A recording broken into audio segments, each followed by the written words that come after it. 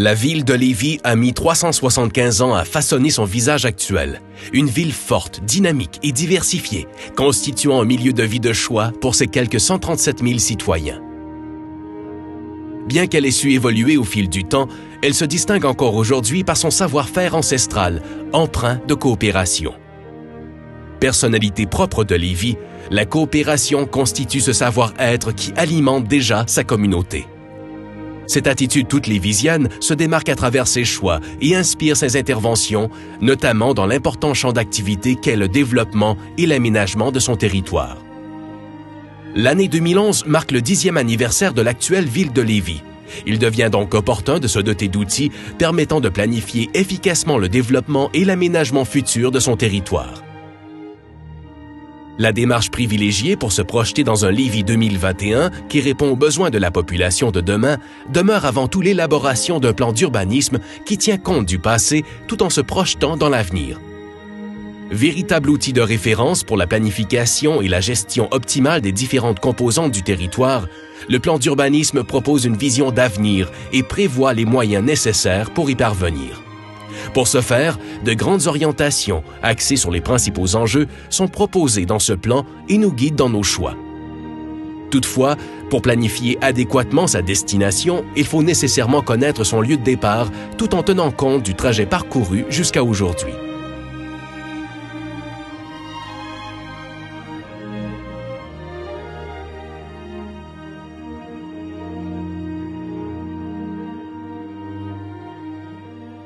Huitième plus grande ville du Québec sur le plan démographique, Lévis, forte de ses 10 villes unifiées, se divise en 3 arrondissements délimités approximativement par ses grandes rivières. Chacun d'eux possède sa propre spécificité, donnant ainsi à Lévis la couleur qu'on lui connaît aujourd'hui. Lévis occupe un site géographique unique et d'une rare beauté. Juchée sur un promontoire face à la capitale du Québec, elle en est séparée par le majestueux fleuve Saint-Laurent. De plus, le territoire est avantageusement traversé par les rivières Beau-Rivage, Chaudière et Etchemin, de même que par de nombreux ruisseaux, étangs et tourbières. On peut dès lors affirmer que l'eau est omniprésente à Lévis. À plusieurs endroits, des trames urbaines et patrimoniales caractérisent une fois de plus Lévis et côtoient des plaines agricoles de grande qualité. La présence de nombreux autres milieux humides dispersés dans les 3 arrondissements s'ajoute à ce décor. Encore abondant, son couvert forestier représente un avantage indéniable. Insérés dans la trame urbanisée, des espaces verts remarquables contribuent à valoriser le milieu de vie de la population. Oui, Lévis est vraiment une ville verte et bleue. Ces éléments naturels en font un lieu unique et convoité. Pour cette raison, la projection de la mise en valeur des lieux humides, du couvert forestier, des crans rocheux, des paysages et percées visuelles sur le fleuve, jumelées à une gestion de l'eau et des déchets, sont autant d'éléments à prévoir dans la planification durable du territoire. Un environnement aussi stratégique et riche en ressources a forcément suscité de l'intérêt depuis longtemps pour l'humain. Lévis possède en effet une histoire des plus fécondes, marquée par une occupation humaine qui s'étend sur plus de 10 millénaires. Elle est donc l'héritière d'un patrimoine diversifié, influencé notamment par la présence autochtone, le commerce du bois, le chemin de fer, les activités maritimes, la présence militaire, l'industrialisation, l'agriculture, ainsi que les activités religieuses et institutionnelles. Cette variété d'activités a engendré le développement de villes et de villages aux multiples visages où le patrimoine bâti y est, encore aujourd'hui, particulièrement abondant. Lévis jouit d'une richesse économique qui assure le développement de cette ville de coopération. L'activité commerciale et de services se trouve principalement à l'intérieur de 2 pôles d'envergure régionale, le pôle Desjardins et le pôle Chaudière. À ceux-ci s'ajoutent plusieurs axes et tronçons commerciaux distribués dans les différents secteurs.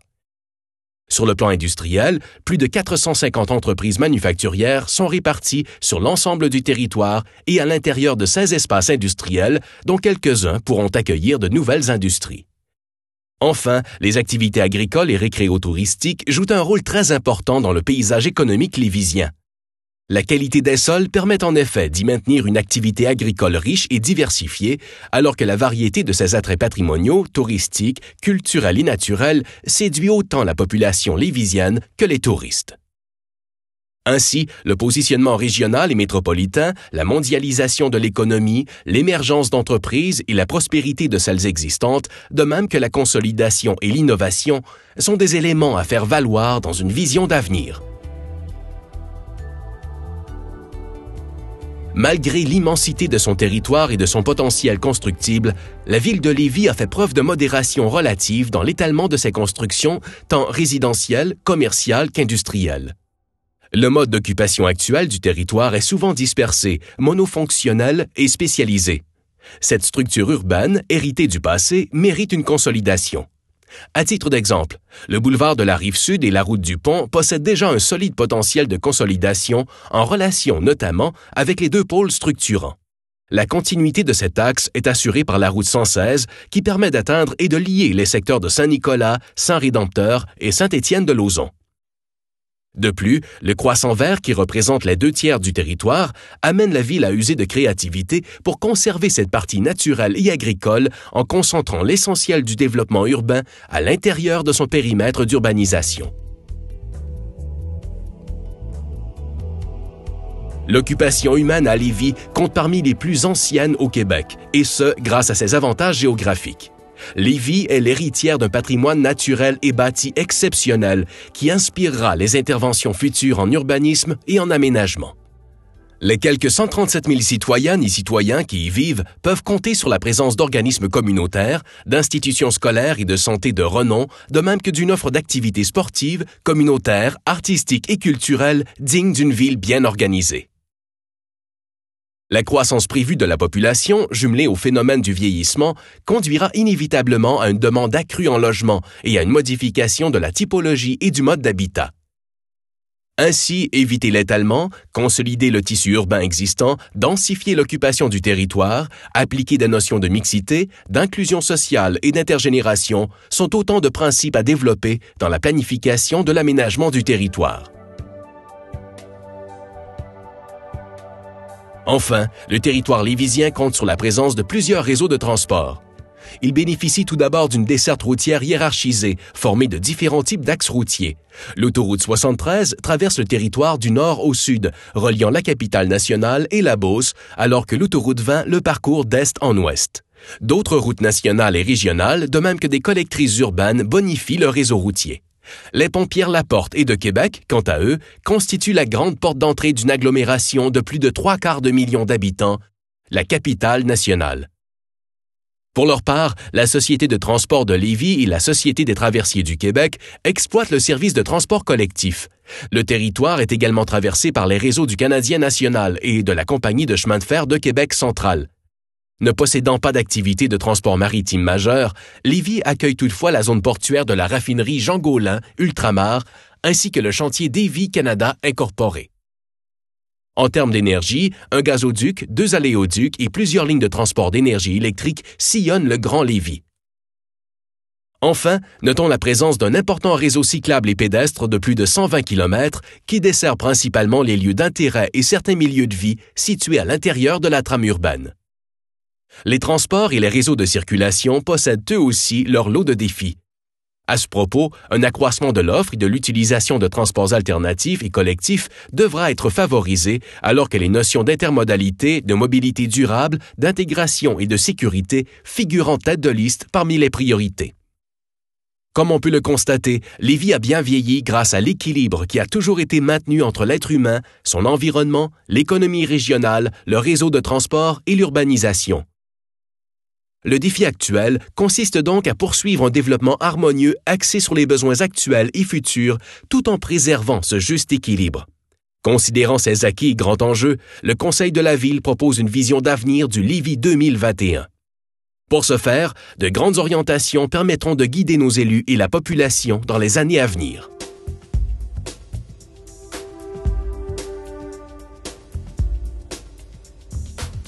Lévis caresse le légitime désir de s'affirmer en tant que ville créative, distincte et capable de rayonner à l'échelle régionale, métropolitaine et nationale dans le sillon des entreprises lévisiennes œuvrant notamment sur la scène mondiale. Elle dispose suffisamment d'outils pour s'investir dans la réalisation future de ses rêves. En effet, le regroupement municipal, lui, procure désormais l'opportunité de mettre en place une organisation administrative capable de rallier l'ensemble des forces autour d'un projet commun pour l'avenir, et surtout de le mettre en œuvre. L'adoption d'un premier schéma d'aménagement et de développement en 2008 et la présente consultation publique portant sur le nouveau plan d'urbanisme sont des gestes politiques et administratifs très importants. Appuyés par des plans d'action et des programmes d'investissement réalistes, ils donneront un élan à l'évolution du territoire lévisien, à la qualité de vie et à l'enrichissement collectif. La ville de Lévis sera caractérisée dans l'avenir comme étant une ville radieuse, attractive, performante et plus compétitive, durable et ouverte à la participation citoyenne. C'est dans cette démarche que se sont engagés les membres du conseil municipal de Lévis en adoptant les grandes orientations du plan d'urbanisme qui sont présentement soumises à la population et qui tendent vers une vision d'avenir pour l'horizon 2021. L'adoption des principes du développement durable en matière de développement et d'aménagement urbain passe d'abord par le respect de la nature, le respect du patrimoine bâti et des infrastructures léguées par les générations passées. La réussite de ces principes débute assurément par le respect des citoyens et citoyennes associés à ce processus démocratique qu'est l'adoption d'un nouveau plan d'urbanisme. Ces prémices, qui s'inscrivent dans un processus démocratique, prévoient donc la reconnaissance, la conservation, la mise en valeur des espaces naturels qui ont survécu aux aléas de l'histoire et de l'occupation humaine, la recherche constante de la densification progressive et de la mixité des usages partout où elle est possible, en d'autres termes, une ville compacte. L'adoption d'une structure urbaine capable de permettre la desserte de tous les quartiers par des services de première ligne, tout en reconnaissant les pôles et corridors structurants de plus forte densité, capables de soutenir la mise en place et la viabilité d'un réseau de transport en commun performant.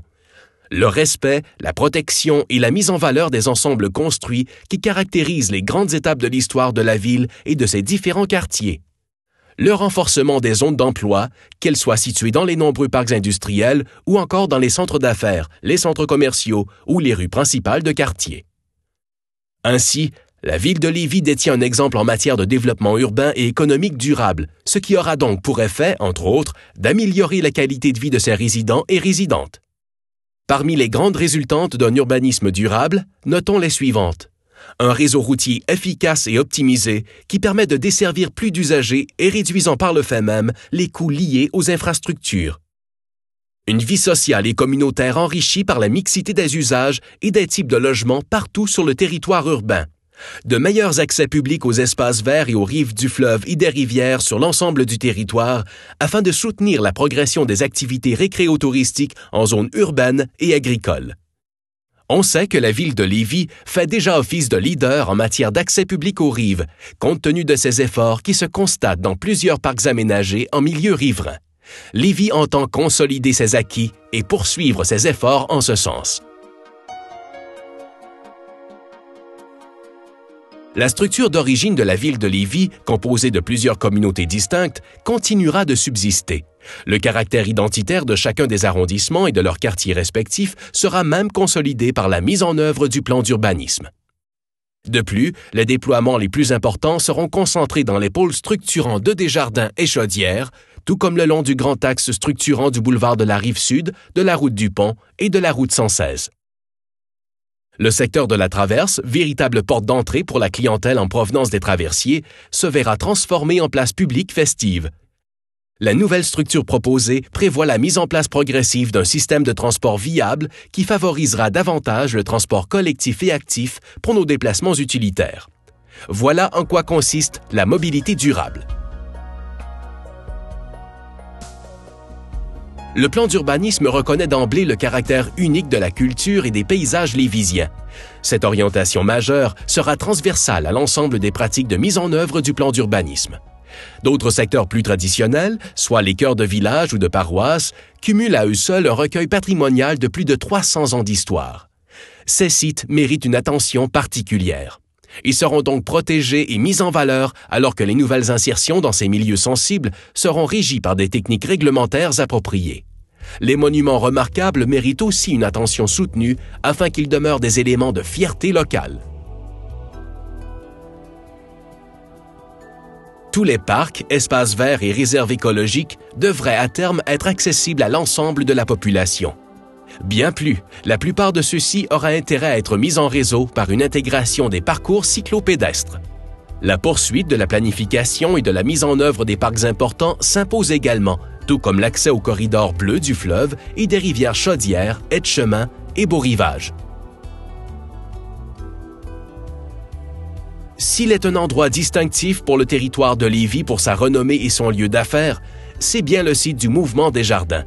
Ce centre financier et institutionnel par excellence rayonne bien au-delà de nos limites municipales.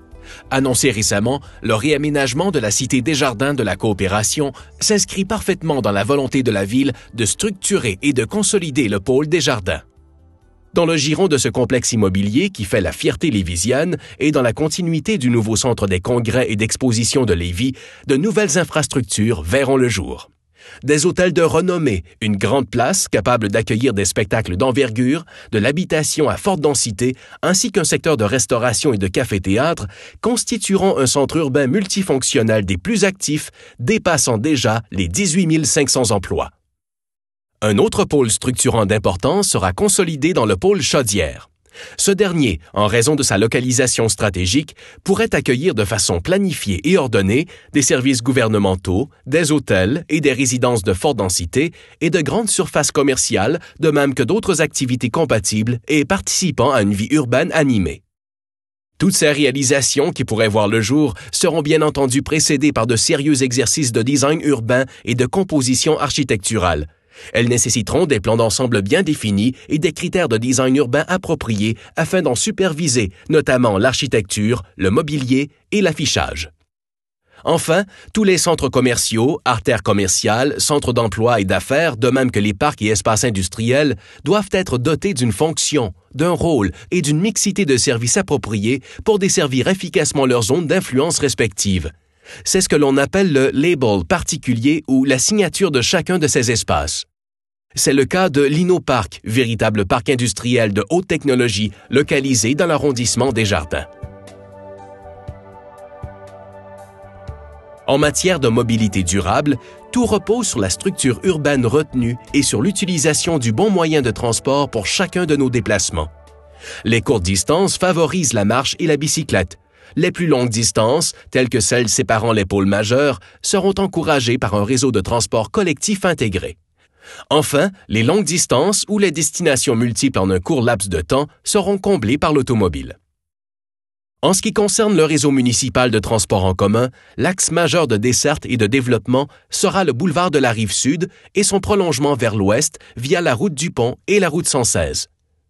De nouvelles activités urbaines seront encouragées à se localiser ou se relocaliser pour atteindre une masse critique de déplacement et ainsi faciliter les transitions est-ouest, tous modes de transport confondus. Les points de convergence, comme les pôles structurants, seront graduellement transformés en plaques tournantes intermodales, desservant toutes les clientèles, incluant les stationnements de voitures et de bicyclettes. En ce sens, un effort particulier sera accordé dans le pôle Chaudière, où le développement urbain actuel et à venir engendrera le développement de modes de transport variés. En somme, Lévis compte élaborer avec ses principaux partenaires un véritable plan de mobilité durable reposant sur un diagnostic des réseaux routiers en place. À cet effet, tout est actuellement mis en œuvre par la Société de transport de Lévis afin de maximiser l'efficacité de son réseau et de son service. Cette stratégie permet de créer de nouvelles centralités à Saint-Nicolas, à Charny et à Saint-Romuald, tout en offrant des lieux d'implantation, notamment pour les services publics des autres paliers gouvernementaux. Si l'on veut un jour qualifier Lévis de véritable pôle de développement durable, il est très important de contenir son expansion à l'intérieur d'un périmètre raisonnable, ceinturé de son poumon, le croissant vert. Cela permettra d'utiliser le potentiel de croissance urbaine pour refaire la ville sur la ville, tout en garantissant la survie des activités agricoles, des réserves naturelles et de l'agrotourisme. Ainsi, les générations futures bénéficieront d'un territoire intact qui pourra être adapté à de nouveaux besoins. Les espaces verts de la ville doivent en même temps s'enrichir de nouvelles réserves forestières et florales de la biodiversité à l'intérieur même du périmètre urbain. Ils peuvent, entre autres, être susceptibles de réduire l'impact des îlots de chaleur provoqués par les grandes surfaces de stationnement et la multiplication des toits goudronnés. À ce chapitre, le verdissement des toits et le morcellement des aires de stationnement par des bandes vertes constituent des pratiques à encourager. Comme on vient de le constater, les forces conjuguées de la nature et des efforts des générations précédentes ont transmis aux Lévisiens et Lévisiennes d'aujourd'hui un héritage d'une valeur inestimable. L'adhésion de la population de Lévis, tant au constat du bilan qu'à la richesse et au potentiel des orientations du plan d'urbanisme, nous permet d'envisager un avenir prometteur pour la collectivité, prospère, concurrentiel et respectueux des acquis dans ce monde en constante évolution. Plus que jamais, le développement et l'aménagement du territoire de Lévis passent par l'adoption de nouveaux plans d'urbanisme et de développement durable. Non seulement ce plan respecte nos actions passées, mais il se préoccupe aussi du présent et traduit nos aspirations futures. Réalisons-le ensemble.